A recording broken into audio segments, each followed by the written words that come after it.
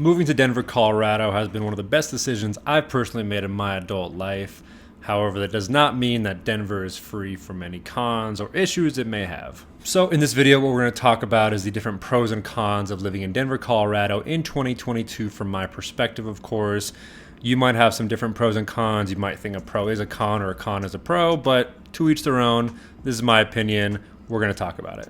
What's going on, everybody? Andrew Vascassenno with eXp Realty out here in Denver, Colorado. If you're new to the channel, welcome. If not, welcome back. Like I mentioned on today's video, we're going to talk about the different pros and cons of living in Denver, Colorado in 2022 from my perspective. And if you haven't already, don't forget to like, subscribe, and smash that notification bell to be alerted when I make new videos.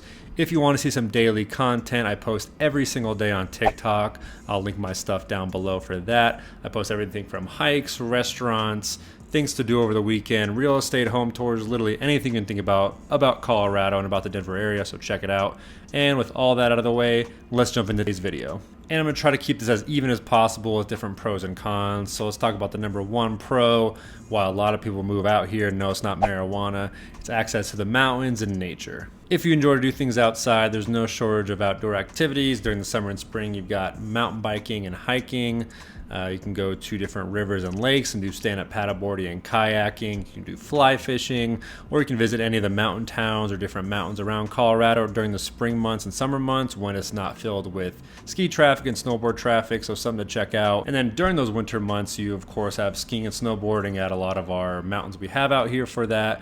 You can do snowshoeing, you can do snowmobiling, literally anything you can think of to do in the outdoors, you've got them. We've got all the different seasons to do that in, so great for outdoors, great for doing things outdoors. And then let's jump over to our first con to kind of go along with that, because we'll be in the mountains and we're living at 5,000 feet above sea level if you're in Denver, and that's adjusting to altitude. So personally for me, I moved from Flagstaff, Arizona, where I went to school, which if you're not familiar with Flagstaff, Arizona, we're about 7,000 feet above sea level.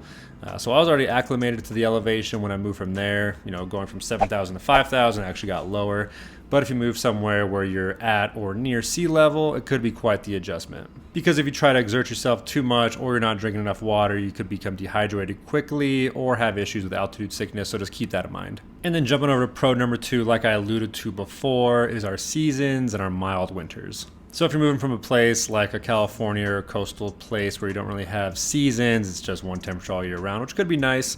We have the different seasons here, so we go from our cold wintry months where it's snowing to our nice hot months during the summer and spring. And I will say our winters aren't too bad compared to if you look at like a Midwest state like a Minnesota or Wisconsin.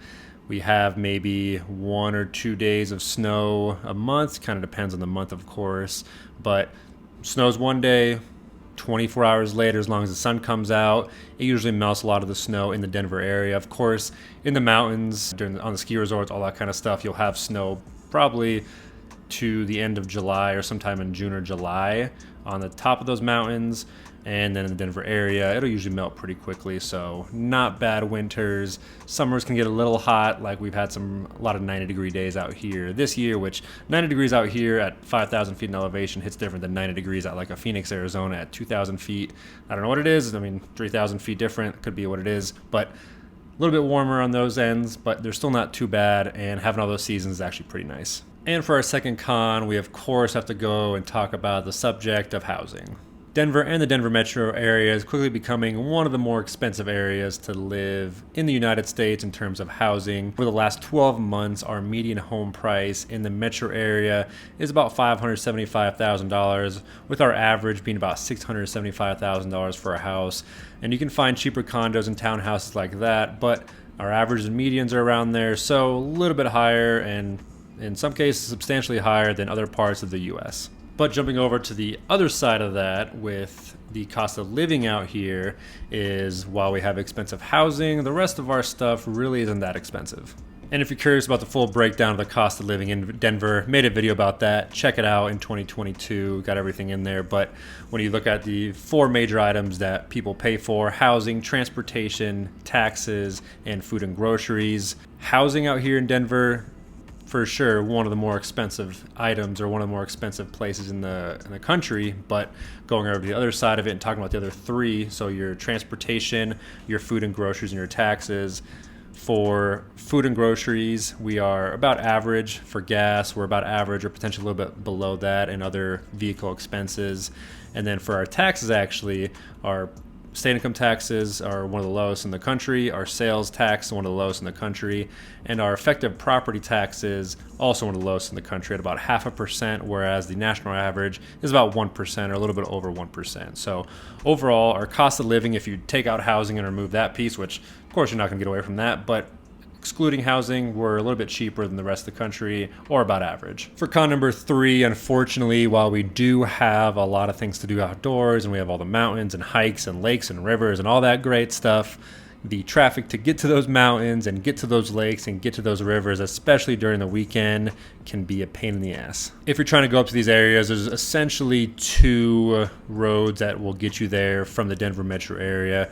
You have I-70, which is your main vein going to all your ski resorts, Breckenridge, Vail, Aspen, Glenwood Springs, even get up to Steamboat Springs, all those different areas. And then you also have US 285, which is a bit south from I-70, but also going into the mountains to the different areas like Evergreen, Conifer, Bailey, Fairplay, those areas. So those are two main roads, I should say, to get to those areas.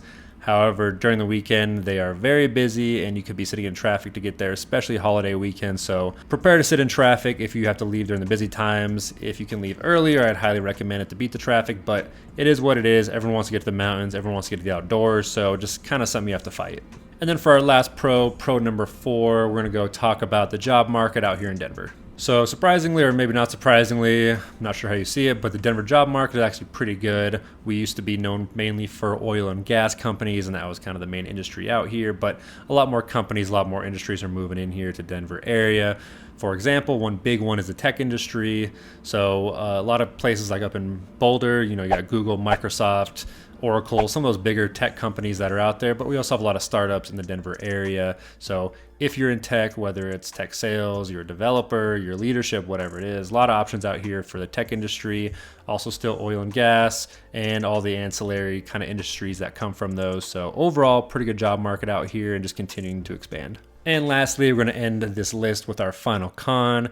And personally, for me, it's not a con, but it could be for some of you, especially if you're moving from the coastal states like California, Oregon, Washington, East Coast, New York, Florida, all those places. But we are landlocked. And sure, we have some things to make up for that, like some good rivers and some lakes. There's some large lakes up in the mountains. There's some down in the Denver area, like or the Chatfield State Park. You got the lake there. You got the Cherry Creek Reservoir. You got the Aurora Reservoir. So there's a few different lakes to check out. But for the most part, we're at 5,000 feet above sea level minimum.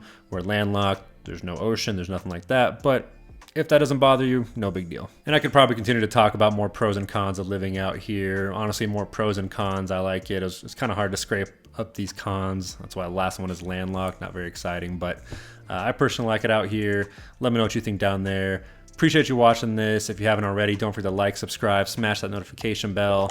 If you're curious about moving out here, I have people reaching out to me every day from TikTok, Instagram, and YouTube, asking to move out here and asking to help them find a place, whether it's a rental or something to buy. So information's linked down below. Feel free to reach out. Happy to help, and I will see you on the next one.